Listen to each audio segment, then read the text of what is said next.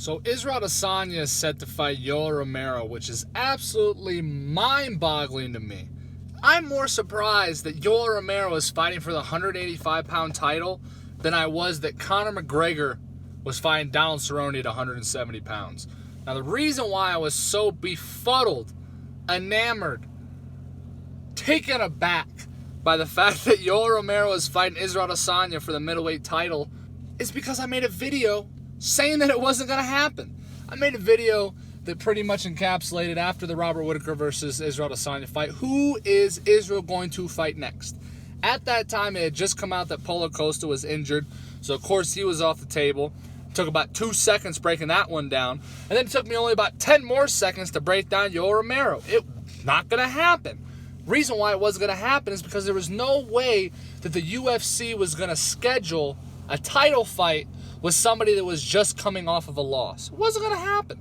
Why would they let one of their biggest stars in Isreal Adesanya possibly go up against and fight a guy that was coming off of a loss? Do you understand what that does to your stardom? Do you not understand how much of that star power gets zapped when you have, the person that you say is the best fighter in the world losing to someone who just came off of a loss, as well as an older man, Yoel Romero?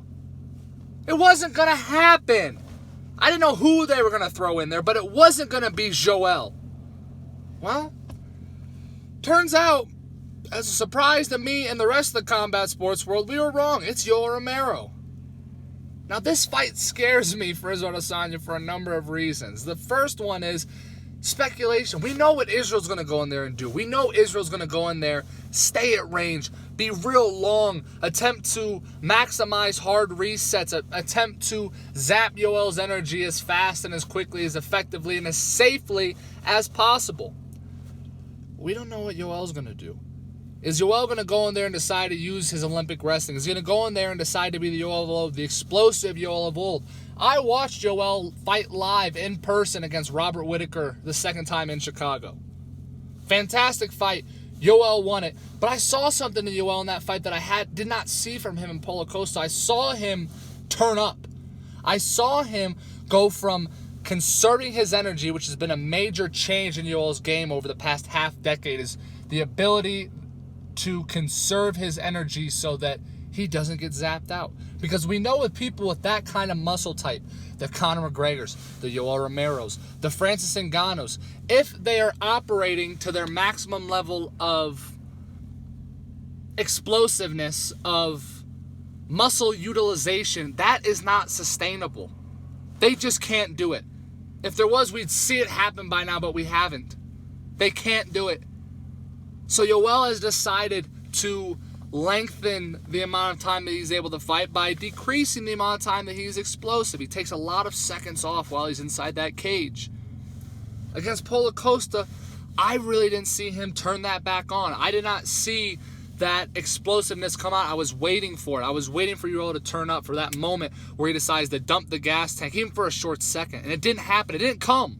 So will we see that against Isreal Adesanya? Will we see him put his foot on the gas, or is he going to be afraid to burn out? Because as we know, if you take 2 minutes off against Isreal Adesanya, you're going to be unconscious for the next 2 minutes. So is he going to use that on-off pressure? Is he going to mix in his Olympic wrestling, which we have not seen him use much of? Surprisingly, the Justin Gaethje complex from Yoel Romero, the original, the OG of it. Him and Hector Lombard, both some of the best grappling the UFC's ever seen. And unless Hector Lombard was going against Jake Shields, didn't use a bit of it. So this fight scares me. What's Yoel going to do? What's Isreal Adesanya going to do? For more content, high quality studio level content, head on over to our main channel, Combat Sports World. It's Nick with Combat Sports World, reminding you that no matter what, in all aspects of your life, wherever your life may take you, stay combative, my friends.